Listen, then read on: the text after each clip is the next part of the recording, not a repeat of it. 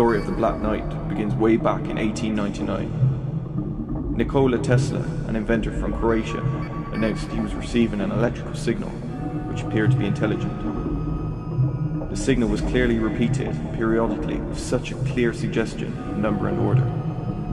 This led him to believe that the signal was extraterrestrial communication. At first, he assumed that they were originating from Mars. Later, he changed that opinion and stated in a conference that the signal was coming from somewhere else in space. Fast forward to the 1920s, and various ham radio operators began to receive strange coded messages. One ham radio enthusiast recorded the signal and claimed he deciphered it, saying that it was a star chart centered on the Epsilon Bootis star system. In 1928 in Holland and again in 1929 aboard a research vessel in the South China Sea, they were transmitting sounds over the radio. The return echoes were examined, and they were not as neatly spaced as had been sent. In fact, they were highly irregular, ranging from 1 to 30 seconds in delay time. At the time, the discrepancies were explained as fluctuations in the ionosphere, or magnetic disturbances, where the pitch or frequency of the sounds did not change, only the spacing of the echoes. In the 1970s, this mystery was carefully examined and deciphered by Duncan Noonan, a scientist from Scotland. He plotted a vertical axis of the transmitted pulse sequence with a horizontal axis of echo delay time. The result was once again a picture of the constellation Bootis as it would have looked 13,000 years ago. In May 1954, 2 newspapers were released claiming that there were already 1 or 2 artificial satellites orbiting the Earth. This was long before the launch of Sputnik 1, the first man-made satellite to be launched into orbit in 1957.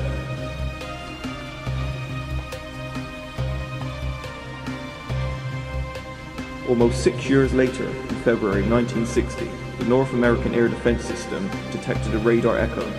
It was a detection that sent them and the entire US military into a blind panic.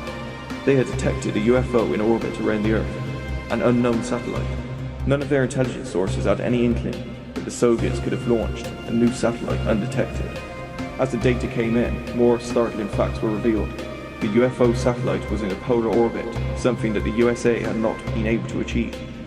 The size of the satellite was estimated to be in excess of 15 tons. It was not, however, a Soviet satellite. In fact, they too had detected the UFO satellite, and they too were also in a blind panic.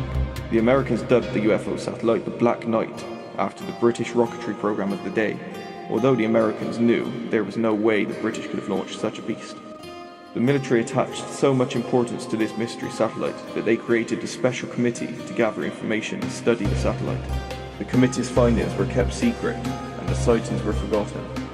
The UFO satellite was actually photographed on September 3rd, 1960, 7 months after it first appeared on radar, by a tracking camera at Grumman's Aircraft Factory on Long Island. It could sometimes be seen from the ground as a glowing red object. In 1963, American astronaut Gordon Cooper was launched into space on a 22-orbit mission. During his final orbit, Cooper reported a UFO. He could see a glowing green object ahead of him in space, which appeared to be closing in on his capsule. The tracking station Cooper was reporting to in Australia was able to pick the UFO up on radar. This event was reported by NBC, but reporters were forbidden to ask Cooper about the event on his landing. The official explanation is that an electrical malfunction in his capsule had caused high levels of carbon dioxide, which induced hallucinations. And they stuck to this explanation, even though the UFO was picked up on radar. Slightly earlier than this, in March 1960, Time magazine released an article explaining that a mysterious dark satellite had been detected in orbit by the US.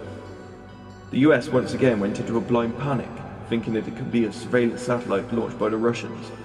It took 2 whole weeks before an official explanation was issued.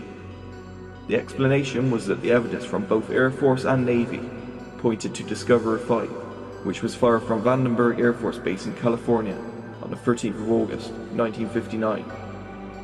Discoverer 5 had been orbiting for 7 months at this point. Surely they were well aware of its position by now? With the 2-week silence and poor explanation, everything pointed to a cover-up. In December 1998, Space Shuttle Endeavour was launched on a mission to dock with the International Space Station. All of these links are to the following photos that were taken during the mission. To see the rest of the photos, either go to the links which will be posted below, or see our other video on the Black Knight. The photos are labelled as space junk on NASA's website. They were also once labelled as a blanket which was lost on the mission, and even a seat. If they are any of these, then why keep changing the explanation?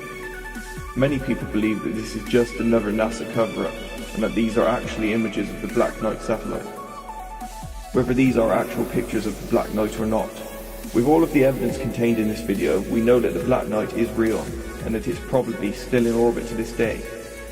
And being in polar orbit, we know that whoever put it there wanted it to be found. Whether NASA or anybody else has responded yet is not known, and probably won't be for a very long time.